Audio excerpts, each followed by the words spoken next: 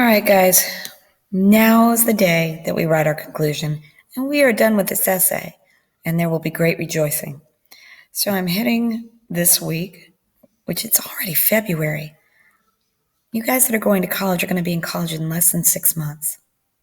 I'm amazed. All right, you guys that are not going to college, and I salute you. You guys are going to be out in the working world, which you've been in, I know, but you're going to be considered adulting in less than 6 months. It's amazing to me. All right, so we're going to Tuesday, February the 2nd, and I'm going to look at how to write a conclusion paragraph. And again, I've shamelessly stolen this from Laura Randazzo. She's a great English teacher. So just skip the first page. And go today. Come on. There you go. Okay. Let's look at, oh my goodness. I don't know what's going on, but it takes forever to upload this at my house. There we go. So it's just as the intro paragraph was an inverted pyramid, the conclusion paragraph is a regular pyramid, starting out with a restatement of the thesis and ending with a general lingering thought. Yeah, no pressure. So the first thing you do is restate your thesis, but don't repeat anything. If you just copy and paste the exact thesis, you'll sound like a robot and irritate your reader. Do not irritate your reader because she's giving you your grade.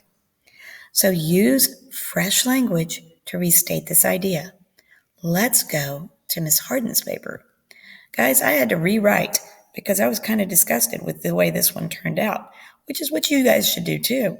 So now my last sentence is, Shakespeare, having experienced the gnawing presence of shame in his own life, effectively examines the effects of guilt on humanity through the characters of Macbeth and Lady Macbeth in this tragedy. Look at what proofreading does for you. So here is that's my introduction. Here comes my conclusion. This is my first sentence. Shakespeare's exploration of the effects of shame, I just quit saying guilt because I was tired of it, on the human psyche through the characters of Macbeth and Lady Macbeth, as well as with a look into his own life, gives his audience a chance to relate personally. Okay, again, proofreading is important. To personally relate to the phenomena of guilt. Yay! I have started my conclusion paragraph, and I hate conclusions more than any part of an essay. This drives me nuts, but this method helps a lot. So I've restated without repeating. I've done the best I can. Here we go. The next sentence, why does this matter? So we have to say, so what? What's the big fat hairy deal? So we have to figure that out. This is where English majors learn to BS really well. Don't just ramble, but BS well. So you have to sound good and say something new as to why this matters. And I'm going to go with, because of the high suicide, I'm just making stuff up, suicide rate, and I know that's a real thing, because of the high suicide rate associated with unconfessed guilt, comma, Shakespeare's treatment of it in this play is still timely. Okay, done. That is my second sentence. And I just made that up as I'm talking to you guys because I could not think of anything earlier on. I cheated on this one because I had to get it out of my head and onto paper quickly or I was going to blow it. This one, I just now created that. You guys are not dumb. You guys come up with stuff on the fly all the time. You can do this. So we've got a so what. And now we're going to go with a lingering thought. This kills me. What can I say that's a lingering thought about guilt that I haven't already said? Oops, sorry. I have no clue. I'm going to stop the video while I think. All right, I've cheated and thought of it while I had to turn off the video because it takes me a minute, and it will you too.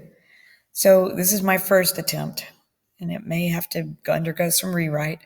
Perhaps the lesson, okay, let's read up here. Let's see how the whole thing sounds.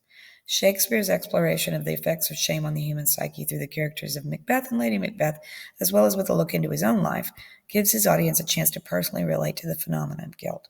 Because of the high suicide rate associated with unconfessed guilt, Shakespeare's treatment of it in this play is still timely.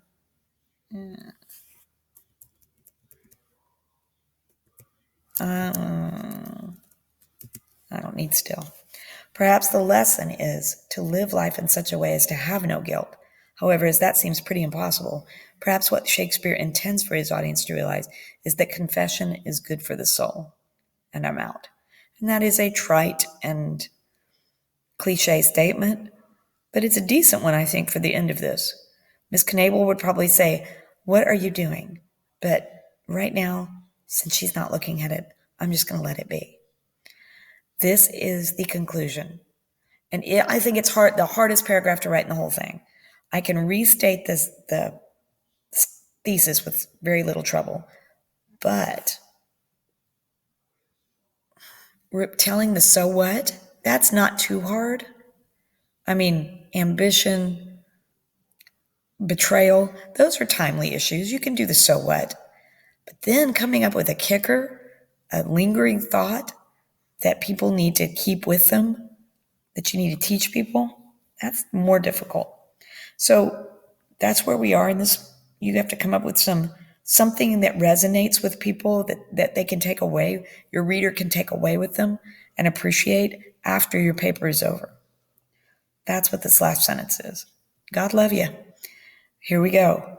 Write me the last paragraph and turn this thing in. You're turning it in on Tuesday, February the 2nd, before midnight. All right? Email me if you need anything. Talk to you guys later.